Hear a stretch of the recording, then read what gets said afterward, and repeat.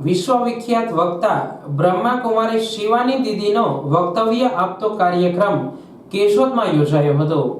કેશોદ બ્રહ્માકુમારી દિવ્ય પ્રાપ્તિ સ્થળે શિવાની દીદીનું આગમન થતા દિવસભર વિવિધ આધ્યાત્મિક કાર્યક્રમો યોજાયા હતા.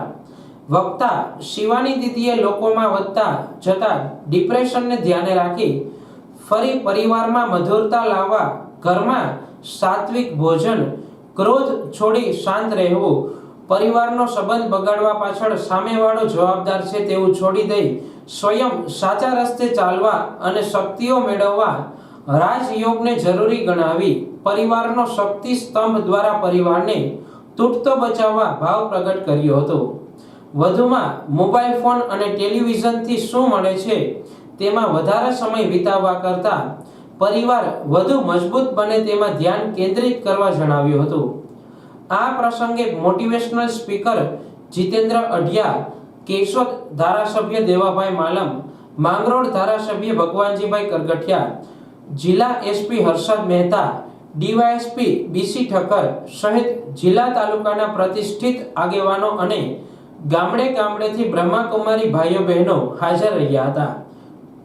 કાર્યક્રમનું સંચાલન અમદાવાદથી પધારેલ બ્રહ્માકુમારી ઈશિતાબેન દ્વારા કરવામાં આવ્યું હતું. ओम शांति। आज ब्रह्मा कुमारी ईश्वरीय विश्वविद्यालय केशोद ने एक बहुत ही महत्वपूर्ण विषय पर ये कार्यक्रम आयोजन किया कि रिश्तों में हम कैसे वापस वो जो शक्ति है उसको वापस कैसे लाए, रिश्तों में मधुरता कैसे लाएं।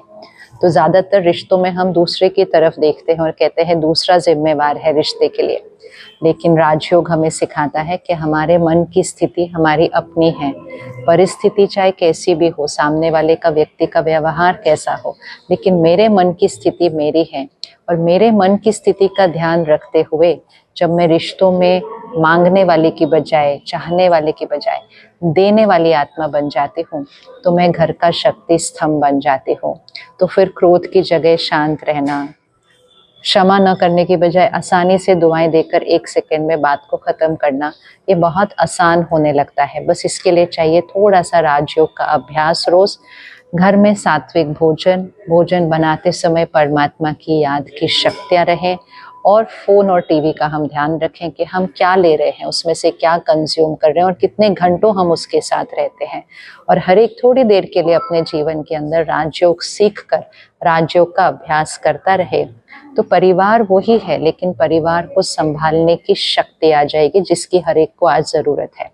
आज के समय में डिप्रेशन बढ़ रहा है, एडिक्शन बढ़ रही है.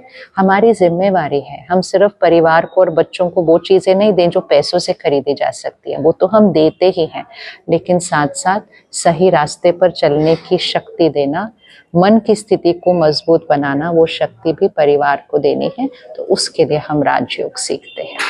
ओम शांति.